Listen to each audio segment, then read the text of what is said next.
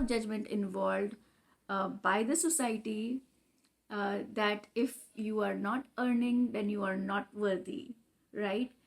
How many of you have faced that silently when you introduce yourself as a stay-at-home mom or a home? Are you a homemaker having a burning desire to share your passion, talents, and skills with the world, but you are feeling lost, undervalued, and disconnected? If you are a woman over 30, married, and with kids, and gave up your career to raise a family, then you are not alone. In this video, I am going to talk about the three main struggles women face after they have experienced long gaps of falling out of their career. These struggles are valid and I am going to voice them out today. So, the first pain point women feel, or the struggle that they feel, is loss of identity. Because earlier they had a career in which they had a very nice and bright role. They had some authority, and they might be team leaders where they have, they are looking after a team, and then also getting a income at the end of every month, as a reward. So they had that sense of identity, and in social gatherings they could introduce themselves by saying that I am a software engineer, I'm an architect, or I'm a CA, I'm a bank accountant, or anything. They could introduce themselves without having too much judgment. But now when they socialize and they are asked, they all they can say is I am a homemaker. And I'm not saying being a homemaker is bad, do not get me wrong. All I'm saying is that in the society there is a lot of judgment which is attached to a role of being a stay-at-home mom or of being a homemaker. And those of you who are listening to me, you will definitely agree, having that judgment rubbed on your face, or because I also have had these experiences, and from that place I'm talking. So I'm not saying that being a homemaker is bad, that's a personal choice, and I completely honor and respect it. But all I'm saying is that there is a lot of judgment attached with this role. There is also a lot of judgment attached to a person who is drawing an income and bringing it to home, and to a person who is not drawing an income and bringing it to home. Even for men, they are poorly judged if they are not earning an income. But since we are just talking about women here, there is a lot of judgment attached to being a homemaker and not earning an income. And that is what we as women face when we choose different things, if we value or prioritize things differently. So they feel loss of identity. So the second main pain point is loss of purpose. They feel that there is no purpose in their life, because here nobody is promoting you, right? Or nobody is even giving you a salary as a reward. There is no sense of purpose. But in their earlier careers, they had this purpose of, becoming team leads or managers, or, climbing that ladder up. There is no sense of achievement or fulfillment. But earlier they had a job where they had these rewards coming in, the salary coming in. And also for women who had some small passionate businesses going on in their life before they had kids, they had to drop them just after the kids, just because they were not able to cope up with so many different roles of being a mom, being a wife, and raising their kids. And then there was also a challenge of not knowing how to do that stuff because it was completely new. So life happened and they couldn't understand what to do, and then they dropped their small businesses because the child needed more attention. And trust me when I say that the child needed more attention, because here you are raising a life and it's more valuable, and it feels more important to keep the child safe.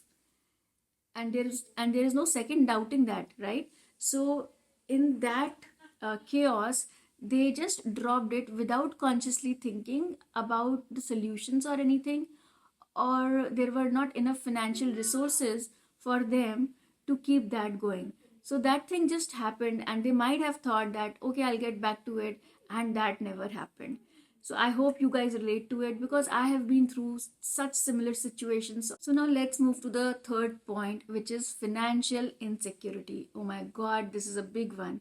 So women who do not have their career or have an income, they also feel financially insecure. That's the side effect of choosing to raise a family and not earn an income through a job, a career, or business. So that also comes in. And there is a lot of judgment involved. As I said previously, there is a lot of judgment involved by the society, that if you are not earning, then you are not worthy, right? How many of you have faced that silently when you introduce yourself as a stay at home mom or a homemaker? How many of you have just faced that judgment silently, from your friends, from your family, from your loved ones, or even, when you meet different people who are just acquaintances, and when you introduce themselves, there is a lot of judgment involved, and there is no second doubting that too. And all these judgments, when we are facing them on a daily basis, they start getting into our subconscious mind, and they start making a new identity of ours. And we start living with those judgments, we take them all in, and we start believing them. So this is one of the main struggles that women go through, which is financial insecurity. They are not earning, they are depending on their husband's income, and there is not enough, because in today's day and age, one person's income in a family is not enough. And while I was talking to you guys, I just remembered another point. I remember I said there are three main struggles, but I just remembered one more, because I've been through this situation, so I know that they lack a social circle, because all the people they know in their life are mainly the mothers of their kids' friends, or the wives, of their colleagues. And that's how they meet people, and then they socialize. That's the major thing. I'm not saying that it is just limited to that, but there might be other avenues also where you all can meet and socialize. But these are the main two avenues where women can socialize. If they are aware, they will find out and they will start socializing, or the people in the same community where they are living, they will socialize with them. But it is just not enough. Why I'm saying that? Because when they are in a professional setup, they still have some like-minded people. Since they are a software engineer, they have some like-minded software engineers who can talk and share about that intellectual stuff. They have that fulfillment of talking to a person who is doing the same thing. They can share some same experiences. But here it's a totally different ball game, because it's not necessary that your kids friends mom that your kids friends mom has the same like-mindedness, or the same hobbies, or skills or talents just like you. There is no guarantee that you would be able to find common grounds to talk on. And likewise with their husbands, colleagues, wives, there is no guarantee that you will find like-minded people, and then they feel disconnected, and it's just for the sake of doing it. And there is a lot of discontent in socializing also. So finally everything boils down to that: okay, I'll just socialize for the sake of socializing, but I'm not finding like-minded people.